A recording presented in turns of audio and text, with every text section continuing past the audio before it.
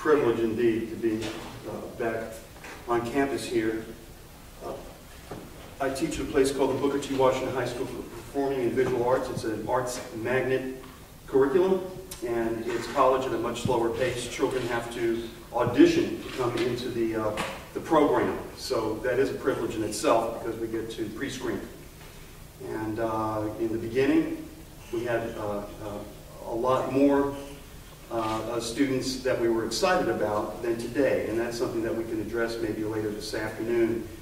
Times have changed. Instant gratification is part of today's society, but we can talk more about that later. I'm here for a reason. You know, I was thinking last night what has made this program so significant over the years, and this is what I tell the young artists that come into Booker T. Washington as freshmen. You're here because you belong here. You've auditioned to get in. But you're here because of teachers that I've had the privilege of studying with. This is emotional for me to be in this room with David Baker. David Baker, Jerry Coker, Dan Hurley, Jamie Abersol, George Russell, Jackie Byard, the young man named James Casal, who died at 27 from a heart attack, who would have been one of the leaders of our industry.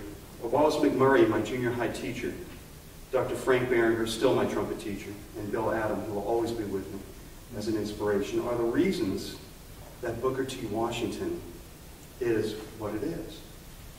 I remember standing at SMU in a PBS performance with Wynton Marsalis, and I counted the band off, and I went 1, 2, 1, 2, and that's you, David, because it's you. I told the kids I breathe that way because it was inspired by the breath that I got the way David Baker conducts his band. And I didn't realize it till later, and Wynton laughed when I took the breath because he knew where I was getting that conducted. This is very, very much, I read these names because it's very, very much like the history of our music. There's Charles Parker, and there's Louis Armstrong. Wrong order, but you get the message. And many, many others. And these are our heroes. These are our people who have laid down the way that we will continue to do the music and the reason it will continue. And we have some of those people in this room today. It's a privilege and an honor to stand here. Thank you, Steve, for bringing these people in. I'm very humbled for including them. Thank you. What do we do at Booker T. Washington? Well, we take talent that we're inspired by, young artists, 14, 15 years old, who have listened to the art form. This is an oral art form, obviously. And it starts to run in your veins as you absorb it at 2 in the morning with earphones on, and the CD goes off, and then you crawl to your bed, or you wake up with your earphones on. And after a while, the osmosis effect, as I call it, takes place in young artists, and they start to understand intuitively what this music is about. And because of the names that I have just read, we can teach it clinically. And the street comes into the classroom from our experiences as musicians, and then we can take the clinical aspect from our teachers and bring that together. That's been what we do at Booker T. Washington. Also in the beginning, I have some handouts down here. In the beginning years when I was there, I think it was my first year about 27 years ago, I wrote an article called Jazz Education, a Challenge to School Administrators. We had a young man, I was at a festival my first year, and I walked in and there was some children on stage playing. They were in middle school and they were looking for a high school. One was Keith Anderson, a wonderful tenor player who has been out on the road with many stars. Another was Keith Loftus, Ray Charles. Both of those young men are on Roy Hargrove's last 2 albums.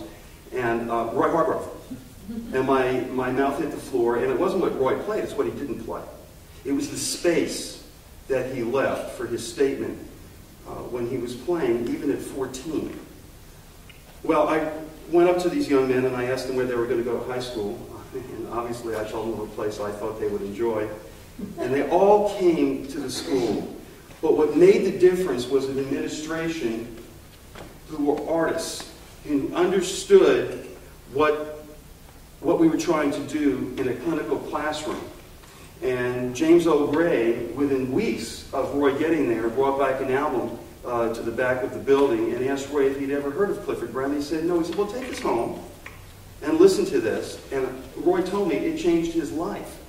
Another time, James came back. I asked him, I said, are you here to evaluate me today? Is this evaluation time? It's April. He says, no, dude, I'm here to escape. Where's the band? This is the kind of principle that we had and the kind of inspiration that was in the building at the early days, and I believe was the reason that we became what we became as Arts Magnet, combining the teachings of my teachers and the vision of what that administration had in the beginning. We've now moved into a more clinical approach at the school, and we're not going to get into that, but that lasted for many, many years. There's another article down here called Where Are the Combos? This appears in the IAJ Journal, with the Jazz Educators Journal. And this talks about small groups. The first 7 years of Booker T. Washington, we had a fairly large wind ensemble, and needless to say, we're a feeder system of that larger group. We pull from that larger ensemble. And through attrition, we went down to about a 35-piece wind ensemble, where it should be minimum 60, maybe up to 120. And as a result, we started the combo program. Now, there are a lot of pluses to this. First of all, I believe that big band music is great, and as I say in this article, I love the roar of a big band. But I don't think any of us in this room can name one band on the road 300 days a year earning a living. You're going to earn a living as a musician today in a small group setting, knowing tunes. And Dr. J.B. Dias approaches that in his latest article in this month's Downbeat magazine. I suggest everybody in the room read it if you haven't already, and pass it on to your students. Memorizing tunes is essential to not only earning a living, but understanding the chord structure and how the chord structures work within standard tunes, and after a while they become locked into each other and will allow students to go on and produce in this industry. But anyway, we went into the combo program, and another plus of that program was it was much less expensive to travel. We could go to Music Fest USA in the old days with Downbeat running that, and then we went to the Monterey Jazz Festival, IAJE, and on. And it became an easier vehicle to maneuver because of the size of the ensemble. You can read that one. Lastly, I talk about, I wrote this a few years ago for another magazine, and it appeared through the Selmer Corporation, which I'm a clinician with, and it's just a great corporation to be part of. What a Ride. This talks about some of the experiences that I've had over the years with particular artists that I've already mentioned and others that I haven't. And if I had known it was going to take 24 years or so to play a concert at the White House, as I say in this article, I may not have pursued that, but we did that. That was my goal my first year, and 24 years later, we had a student at the White House, and David, you were there. David Baker stood with my son, myself, and himself in the blue room of the East Wing of the White House with tears in his eyes and said, "This is one of the great days of my life. There were 3 generations of jazz education in this building." That meant a lot to me then, and it means a lot to me now.